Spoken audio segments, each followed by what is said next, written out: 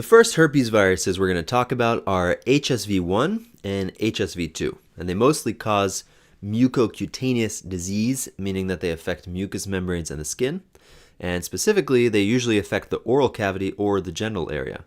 And it turns out that oral herpes is usually type 1 and genital herpes is usually type 2.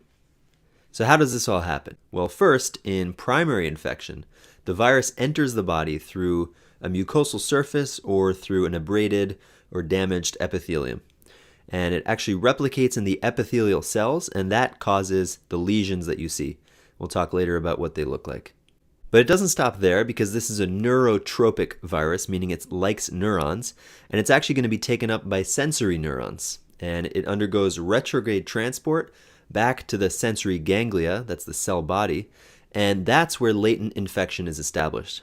So that when the epithelial infection is stopped by the immune system, HSV is still hiding out in the sensory ganglia. Then, at some point, latent virus in some neuron reactivates and active replication starts again, and we don't really understand the reasons why.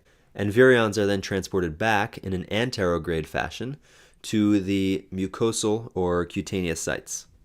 And once again, the virus infects epithelial cells and lesions form again. And this is what we call the reactivated or the recurrent infection.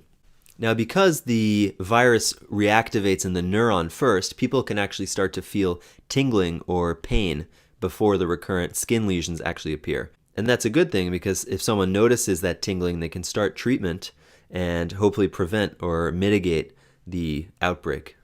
So now the big question, why is HSV1 usually oral and HSV2 usually genital?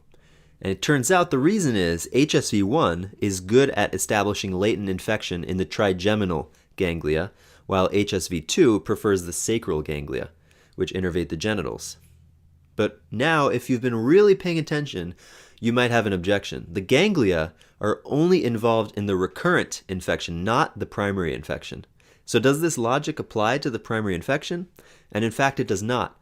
Either virus can cause primary infection at either site, but recurrent infection is more specific. HSV1 usually recurs in the oral cavity and HSV2 in the genital area.